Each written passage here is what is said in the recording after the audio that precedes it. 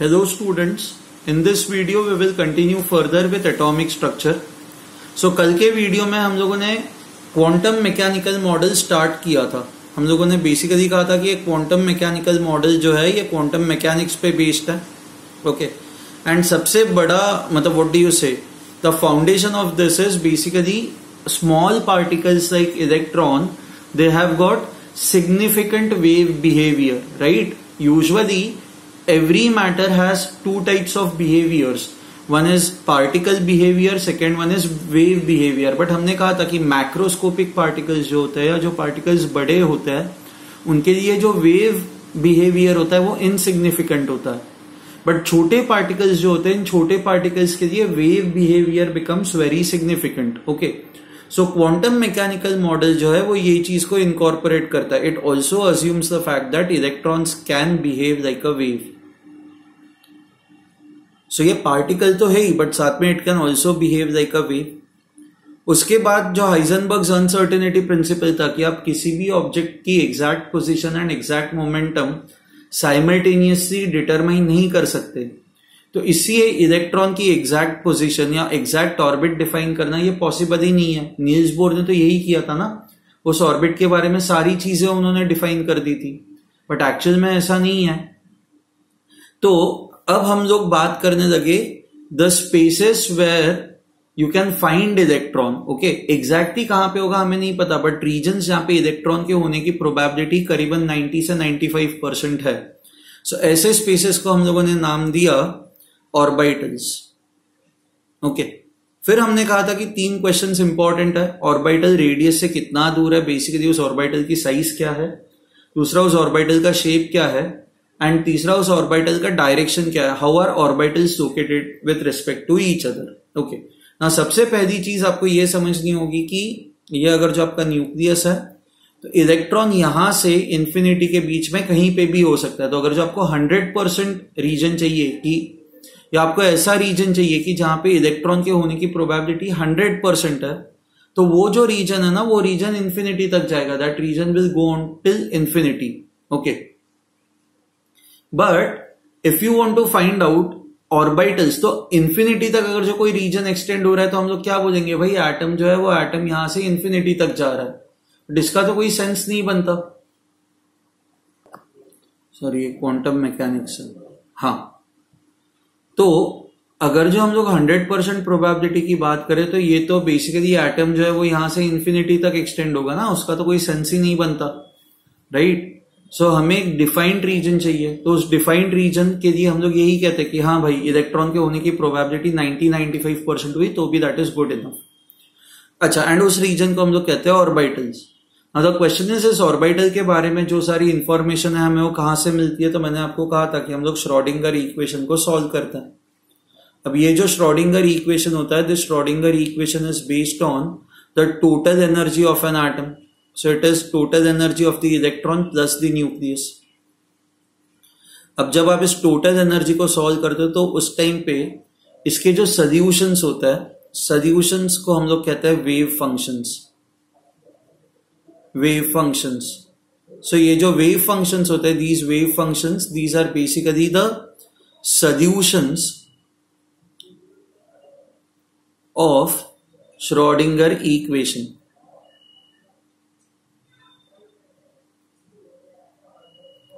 ठीक है.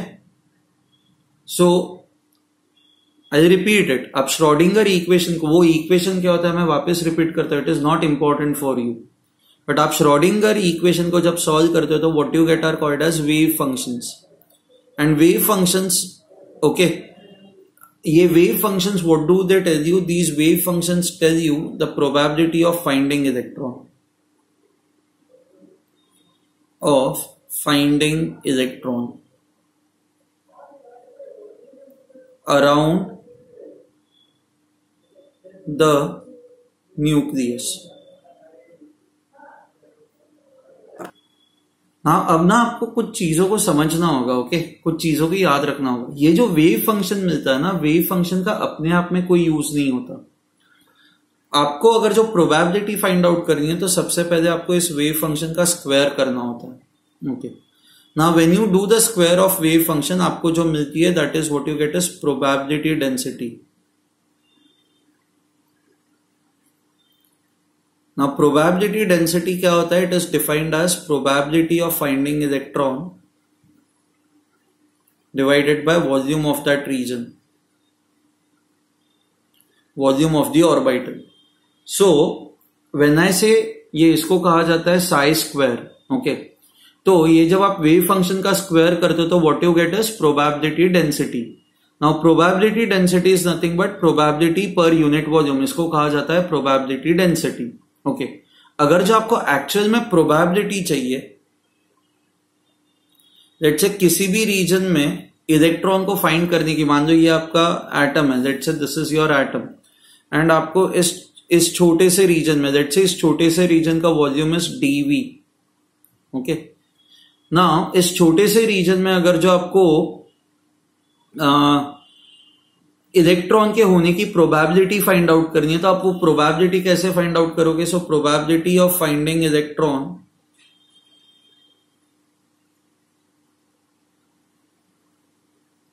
is equal to, okay, probability density, that is psi square, multiplied by the volume of this region, इस छोटे से region का volume, that is dV.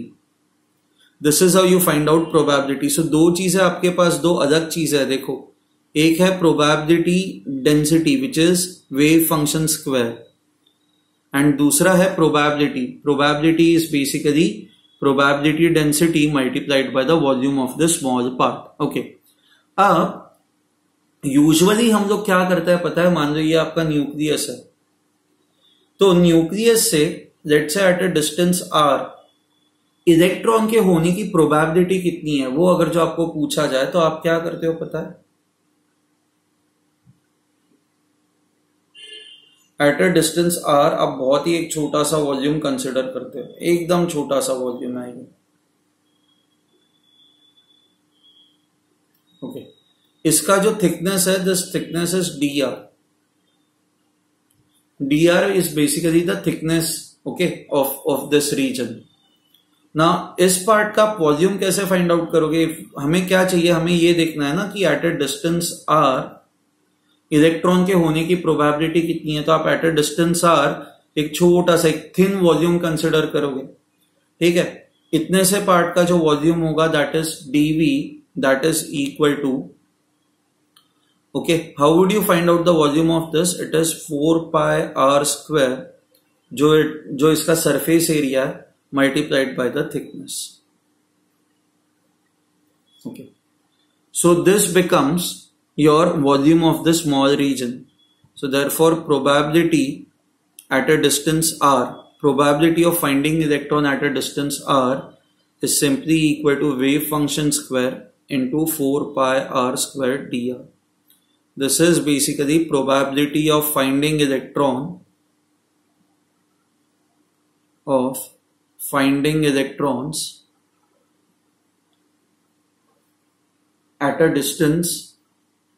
at a distance r. ठीक है? Okay. So if you see over here, probability of finding electron, ये दोनों factors पे depend करता है. It also depends upon the Sai square function and it also depends upon your distance r. कि now वैसे देखने जाओ तो आप जितना दूर जाओगे आपका r इंक्रीज होता जाएगा, r इंक्रीज होता जाएगा, तो प्रोबेबिलिटी इंक्रीज होनी चाहिए ना. But at the same time ये जो आपका फंक्शन होता है ना, ये जो Sai square, it is also dependent on r. This is also dependent on r, and in fact ये inversely proportional to r होता है. तो जैसे जैसे आपका r बढ़ता जाता है, आपका साई स्क्वायर जो है वो कम होता जाता है. तो as your r increases, one factor is increasing, second factor is decreasing. तो ओवरऑल जो प्रोबेबिलिटी होती है ना कहीं पे, वो प्रोबेबिलिटी किसी एक पर्टिकुलर वैल्यू ऑफ r पे वो मैक्सिमम हो जाती है. So now we will see understand that a bit later. थोड़ा और आगे जाके हम लोग ये प्रोबेबिलिटीज के बारे में पढ़ेंगे, नोड्स क्या होता है, वो सारी चीजें पढ़ेंगे. बट अभी बस आपको यही याद रखना है कि श्रोडिंगर इक्वेशन को सॉल्व करके आपको ऑर्बिटल्स की सारी इंफॉर्मेशन मिल जाती है, ऑर्बिटल्स की इंफॉर्मेशन हमें ये वेव फंक्शंस देता है। अच्छा, ये वेव फंक्शन जो होता है इट इज साई। अच्छा, इसका अपना कोई खुद का मीनिंग नहीं होता, बट आप जब साई स्क्वायर करते हो तो इस साई स्क्वायर का एक मीनिंग होता है, it is probability density, that is probability per unit volume. तो आपको at a distance r electron के होने की प्रोबेबिलिटी फाइंड आउट करनी है, तो एट अ डिस्टेंस आर आप एक थिन वॉल्यूम कंसिडर करोगे, ठीक है। एंड प्रोबेबिलिटी डेंसिटी को इस वॉल्यूम से मल्टीप्लाई करोगे तो आपको एक्चुअल में प्रोबेबिलिटी मिलेगी।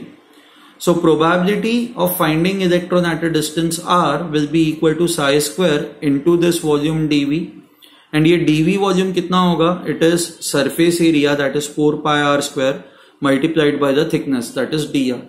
So this gives you probability of finding electron at a distance r. Okay, ये जो psi square function होता है ये भी अपने आप में r पे डिपेंडेंट होता है। Okay, now इसके जो सोल्यूशंस है, श्रोडिंगर इक्वेशन के जो सोल्यूशंस है, ये जो वेव फंक्शन इसका जो सोल्यूशन है, ओके, ये आपको ना 3 अलग अलग नंबर्स के बारे में इंफॉर्मेशन देता है जो हमने कल पढ़ा था। Okay, principal quantum number,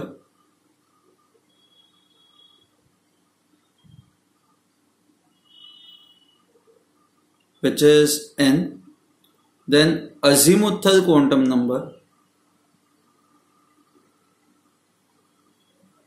which is L, and magnetic quantum number, which is M.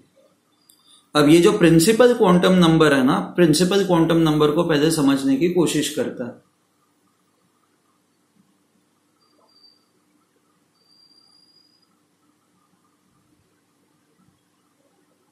Now principal quantum number, in simple words, this is nothing but tells you something about the shell number.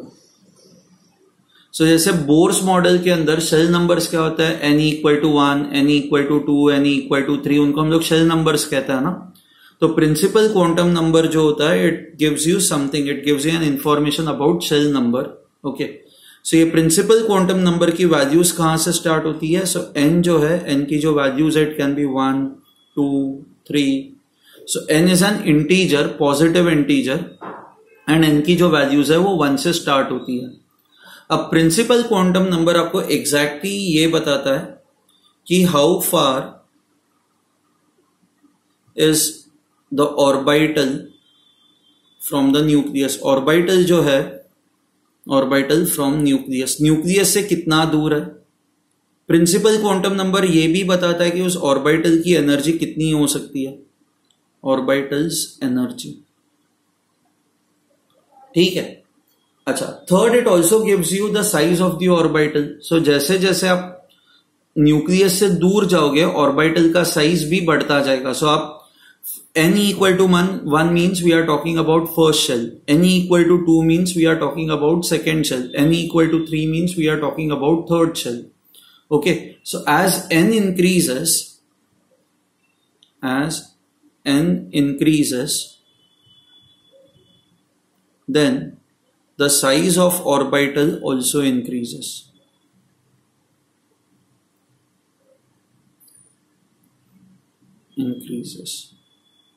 ठीक है, तो आपको principal quantum number के बारे में 3 चीजें याद रखनी है। प्रिंसिपल क्वांटम नंबर जो है वो, उसकी वैल्यूज 1 से स्टार्ट होती है, tells you something about the shell number. So 1, 2, 3 ऐसे प्रिंसिपल क्वांटम नंबर्स की वैल्यूज होती है। सो फर्स्ट शेल जो होता है ये न्यूक्लियस के सबसे पास में होता है, and n equal to 2, n equal to 3 मतलब आप न्यूक्लियस से दूर जा रहे हो। एंड प्रिंसिपल क्वांटम नंबर आपको ये बताता है कि ऑर्बिटल न्यूक्लियस से कितना दूर है, ऑर्बिटल की एनर्जी कितनी हो सकती है, and as n increases size of the orbital also increases. See, orbital की एनर्जी जो है ना इन दोनों क्वांटम नंबर्स पे डिपेंड करती है। So energy of any orbital depends upon n and L, इन दोनों पे डिपेंड करती है। बट हाइड्रोजन लाइक जो एटम्स होते हैं ना, जिनके अंदर बस एक ही इलेक्ट्रॉन प्रेजेंट होता है, सो फॉर हाइड्रोजन लाइक एटम्स, ये बहुत इंपॉर्टेंट पॉइंट है, ये नोट कर देना। for hydrogen like atoms,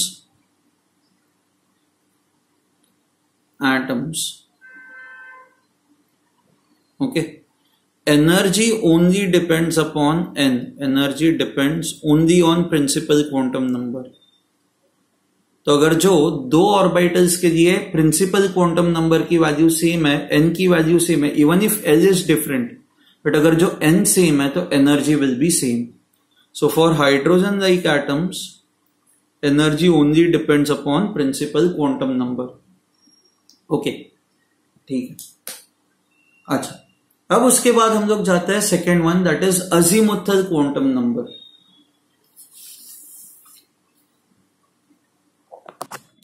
ना ये अजीमुथल क्वांटम नंबर के लिए हम लोग एल ये वेरिएबल यूज करते हैं. Okay, now azimuthal quantum number आपको ये बताता है कि किसी भी ऑर्बिटल के अंदर इलेक्ट्रॉन का एंगुलर मोमेंटम कितना होगा. So L measures orbital angular momentum. Okay, हम लोग कई बार कॉमनली ये अजीमुथल क्वांटम नंबर को सबशेल भी कहते हैं. सो बेसिकली हर एक शेल जो होता है वो हर एक शेल सबशेल्स में डिवाइडेड होता है. सी, इलेक्ट्रॉन को हमें लोकेट करना है, right. It's as good as this कि मान लो किसी पोस्टमैन को किसी आदमी को लोकेट करना है, आपको कहीं पे कुछ लेटर या कुछ कुरियर भेजना हो, तो आप बस ऐसा नहीं बोल सकते ना भाई विनय नवधरे के घर पे भेज दो, ऐसा नहीं बोल सकते आप, राइट. मैं थोड़ी ना तो अमिताभ बच्चन हूं कि भाई मेरा घर फेमस है. ओके, तो आपको सारी चीजें स्पेसिफाई करनी पड़ेंगी ना. आपको पहले तो ये बताना पड़ेगा कि भाई विनय नवधरे रहता कहां पे, तो शाहपुर हो गया आपका शेल नंबर. अब शाहपुर के अंदर कहां पे रहता है, तो शाहपुर तो बहुत अलग अलग पार्ट्स में डिवाइडेड है. तो गुजराती बाग हो गया आपका सब शेल. अब गुजराती बाग के अंदर भी बहुत सारे बिल्डिंग्स है, तो बेसिकली ये योगेश्वर बिल्डिंग में रहता है, तो ये हो गया आपका मैग्नेटिक क्वांटम नंबर. एंड मेरे घर पे मैं अकेला तो रहता नहीं हूं ना, बहुत सारे और लोग भी रहते हैं, तो एग्जैक्टली वो जो लेटर है या वो जो पार्सल है वो मेरे लिए ही है, तो इसके लिए आपको मेरा नाम स्पेसिफाई करना होगा, राइट. सो जैसे किसी भी इंसान को लोकेट करने के लिए आपको ये सारी चीजें स्पेसिफाई करनी पड़ती है, उसी तरह से किसी भी इलेक्ट्रॉन को किसी एटम के अंदर लोकेट करने के लिए आपको ये सारे क्वांटम नंबर्स स्पेसिफाई करने पड़ते हैं. तो इसलिए सबसे पहले आता है शेल. ओके, अब ये जो शेल है ये अलग अलग रीजन्स में मान लो डिवाइडेड है. ये इन अलग अलग रीजन्स को हम लोग कहेंगे सबशेल्स. ओके, ना हर एक फाइन. अब सबशेल को स्पेसिफाई करने के लिए हम लोग अजीमुथल क्वांटम नंबर जो है वो एल ये यूज करता है. अब you have to remember this. Okay, हर एक शेल के अंदर कितने सबशेल्स होते हैं. सो बेसिकली नंबर ऑफ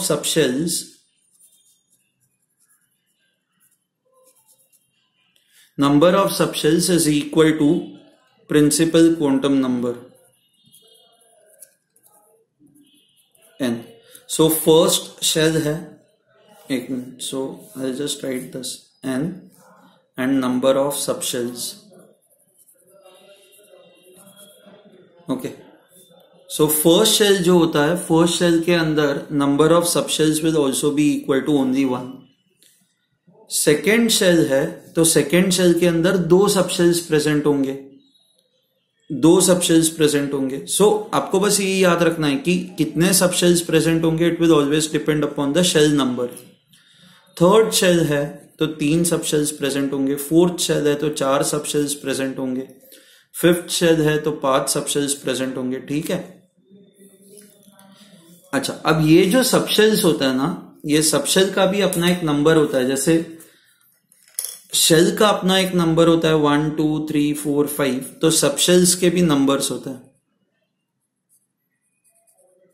जिसको कहा जाता है your azimuthal quantum number L. अब एल की जो वैल्यूज है ना, एल की वैल्यू 0 से स्टार्ट होती है. तो फर्स्ट सबशेल जो होता है उसके लिए एल की वैल्यू कहा जाता है एल इज 0. ओके, जब दो सबशेल्स होता है तो पहला सबशेल जो होगा वो होगा एल इक्वल टू 0, दूसरा जो सबशेल होगा that will be l equal to 1. L equal to 0 का मतलब ये नहीं होता 0 सबशेल्स प्रेजेंट है, नहीं, एक सबशेल प्रेजेंट है बट उस एक सब शेल का नाम 0 मान लो, ओके, उसका जो नाम है that is L equal to 0। जब दो सब शेल्स प्रेजेंट होते हैं तो पहला होता है L इक्वल टू 0, दूसरा होता है L इक्वल टू 1।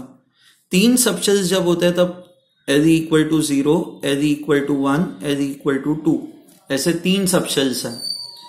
जब नंबर ऑफ शेल्स आर 4 तो सब शेल्स जो होंगे L equal to 0, L equal to 1, L equal to 2 and L equal to 3।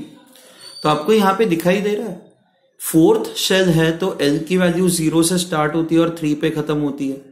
Third shell है तो L की वैल्यू 0 से स्टार्ट होती है और 2 पे खत्म होती है। सेकेंड शेल है तो L की वैल्यू 0 से स्टार्ट होती है और 1 पे खत्म होती है।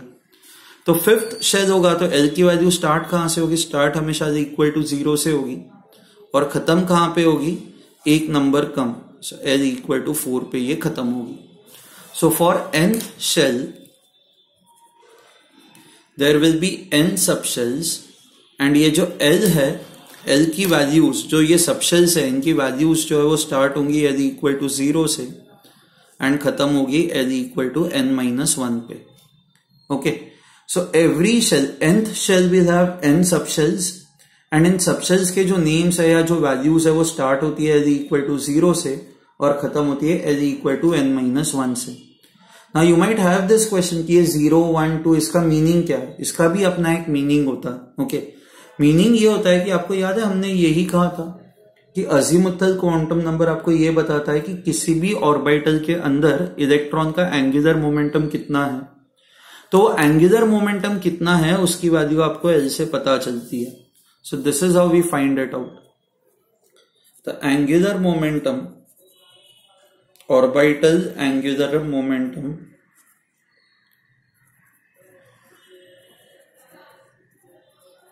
of an electron in any orbital is given by L into L plus 1 into h by 2 pi। Okay, तो वहां पे आपको ये L की वैल्यूज पुट करनी है, 0 या 1 या 2, ये जो भी ऑर्बिटल के बारे में आपको कुछ पूछा जाए तो उस ऑर्बिटल के लिए जो भी L की वैल्यू है वो L की वैल्यू आपको पुट करनी है। So I can say angular momentum of an electron in any orbital is given by this formula. अच्छा, बट आप कहोगे कि सर हमने बोर्स मॉडल में भी तो पढ़ा था कि ऑर्बिटल एंगुलर मोमेंटम या angular momentum is equal to NH by 2 pi, याद है आपको? ओके, सो अगर जो किसी ऑर्बिट के अंदर आपको एंगुलर मोमेंटम चाहिए, angular momentum of an electron in any orbit, orbital नहीं, ऑर्बिट मतलब shell, is given by NH by 2 pi, sorry NH by 2 pi। आपको अगर जो किसी ऑर्बिट में चाहिए तो आप n यूज करोगे, आपको किसी ऑर्बिटल में चाहिए तो आप square root of L into L plus 1 use करोगे। बहुत बार ना ये h by 2 pi बहुत जगहों पे आएगा, तो h by 2 pi को हम लोग ऐसे लिखते हैं, h एंड उस पे ये जैसे डैश कर दिया या h ऐसे, तो आप इसको ऐसे भी लिख सकते हो, L into L plus 1 into H, ये h बाहर होगा स्क्वायर रूट के बाहर, ये यहाँ पे n इंटू एच। ठीक है, सो इन नंबर्स का अपना एक मीनिंग है एंड ये मीनिंग क्या है कि ये नंबर्स को यूज करके आप एंगुलर मोमेंटम फाइंड आउट कर सकते हो, किसी भी ऑर्बिटल के अंदर एंगुलर मोमेंटम कितना होगा। अब now the question is, subshell का कोई अपना नाम होता है, आप इनको ऐसे ही बुलाते हो L equal to 0, L equal to 1? तो नहीं, हर एक सबशेल का अपना एक नाम होता है। Now L equal to 0 is basically your S subshell। ये S है, ये S है, ये S है, ये S है, ये S है, ये S है। When I say L equal to 1 तो ये L equal to 1, sorry, this is P subshell। So this is P, P, P, यहां पे भी P होगा और यहां पे भी P होगा। L equal to 2 is D subshell, ये D है, ये D है। L equal to 3 is basically F subshell. L equal to 4 is G subshell. Okay, तो ये सारे सबशेल्स हैं, इन सबके ये अब्रीविएशंस हैं. तो आप पूछोगे कि सर SPDF का मीनिंग क्या होता है? भाई मीनिंग ना भी पता हो तो भी ठीक है ना, क्या फर्क पड़ता है. मैं आपको वैसे बता दूंगा, but S stands, unnecessary information है. ओके, अब मान लो कि आपका एक दोस्त है जिसका नाम है महापुराणों कुक, ऐसे कुछ तो अजीब सा नाम है. तो आप उससे दोस्ती इसलिए नहीं करोगे ना कि उसके नाम का मीनिंग आपको पता हो. भाई ये this is SPDF, that is what you have to remember, right? I will just anyways tell you what does SPDF mean, वो मैं आपको बता दूंगा. S जो होता है, S stands for sharp. P जो होता है, P stands for principal. D stands for diffused. F stands for fundamental.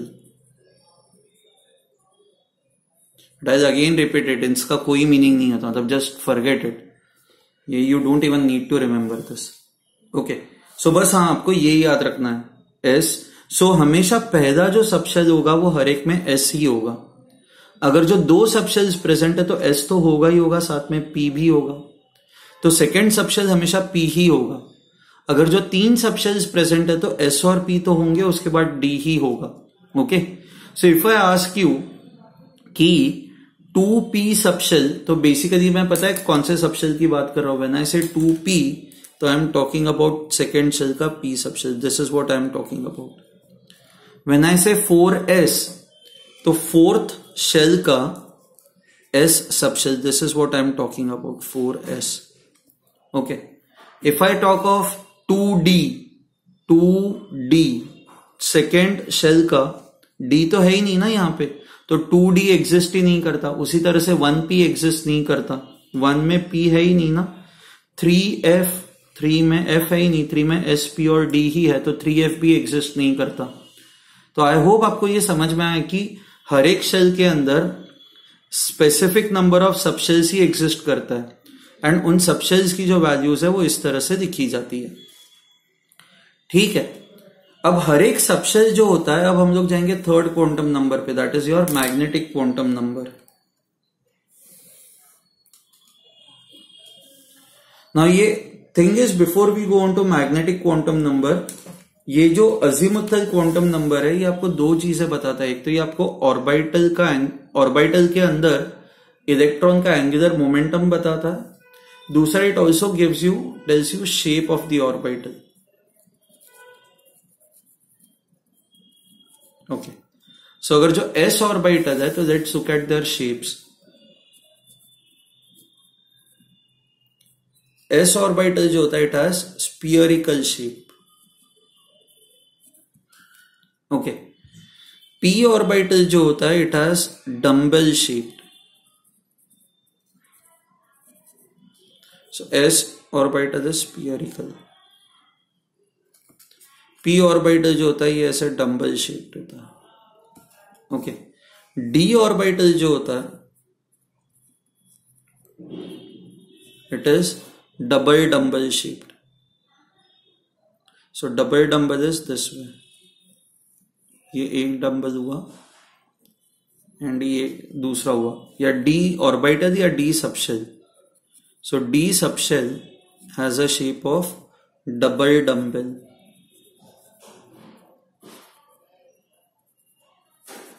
Okay. And F जो है, F के जो shapes होते हैं वो complicated होते हैं. It has got complicated shape. तो छोड़ दो. Okay.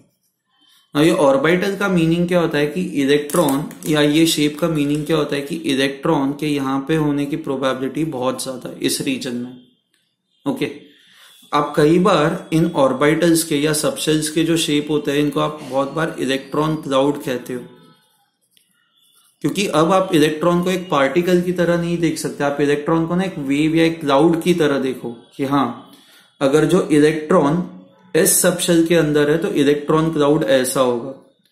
इलेक्ट्रॉन अगर जो P सबशेल के अंदर है तो इलेक्ट्रॉन क्लाउड का शेप, सी क्लाउड कोई भी शेप दे सकता है ना. तो अगर जो इलेक्ट्रॉन P सबशेल के अंदर है तो इलेक्ट्रॉन क्लाउड का शेप ऐसा होगा. If electron is in D subshell तो इलेक्ट्रॉन क्लाउड का शेप ही ऐसा होगा, डबल टम्बल होगा, ठीक है। ओके, ना ये एसपीडीएफ ही हमारे लिए इंपॉर्टेंट है। जी सबशेल में अब तक कोई इलेक्ट्रॉन, इतने एलिमेंट्स डिस्कवर ही नहीं हुए कि जी सबशेल के अंदर कोई इलेक्ट्रॉन गया हो, तो हमारे लिए एसपीडीएफ ये 4 ही सबशेल्स इंपॉर्टेंट है। एस के लिए एल की वैल्यू 0 है, पी के लिए एल की वैल्यू 1 है, डी के लिए एल की वैल्यू 2 है एंड एफ के लिए एल की वैल्यू 3 है, ठीक है। This is all you have to remember. I will end this lecture over here, क्योंकि अब मैं नेक्स्ट लेक्चर में जो है वो मैग्नेटिक क्वांटम नंबर एंड फिर उसके बाद आता है something called a spin quantum number, ये जो है ये मैं स्टार्ट करूंगा, ठीक है। Now before I end this lecture, see कल हम लोगों ने ये देखा था ना, क्या कहता है हाइजेनबर्ग्स अनसर्टेनिटी प्रिंसिपल। हाइजेनबर्ग्स अनसर्टेनिटी प्रिंसिपल क्या होता है? Delta P into delta x, error in momentum into error in position should be greater than h by 4 pi। Okay, अच्छा अब आप ना इसको और फॉर्म्स में लिख सकते हो, आप मोमेंटम को लिख सकते हो, delta p can be written as, आपको था चेंज इन मोमेंटम, आपको ये ना 9-10 स्टैंडर्ड में था, change in momentum upon time is equal to force. अब डेल्टा पी को लिख सकते हो एफ इंटू डेल्टा टी, अब डेल्टा पी को लिख सकते हो f into delta t into delta x should be greater than h by 4 pi, ठीक है। अब फोर्स इंटू डिस्प्लेसमेंट, ये वर्क डन होता है या एनर्जी आप जिसको कह सकते हो, तो f into delta x can be written as delta e into delta t, this is greater than h by 4 pi। So what it tells you is, आप किसी भी इंस्टेंट पे, अच्छा किसी भी टाइम पे एग्जैक्ट एनर्जी आप मेजर कर ही नहीं सकते, क्योंकि आप किसी भी टाइम पे अगर जो किसी भी इंस्टेंट पे एग्जैक्ट एनर्जी मेजर करने जाओगे या किसी भी टाइम पे, तो एनर्जी उसकी चेंज हो जाएगी बेसिकली इलेक्ट्रॉन की, क्योंकि आपको उस पर फोटोन डालना पड़ेगा एंड जैसे ही आप फोटोन डालोगे क्या होगा कि वो इलेक्ट्रॉन जो है वो कोलिजन की वजह से यहां वहां चला जाएगा, जो हम लोगों ने पढ़ा था कल। Okay, so that is why Heisenberg's principle can also be written this way, ये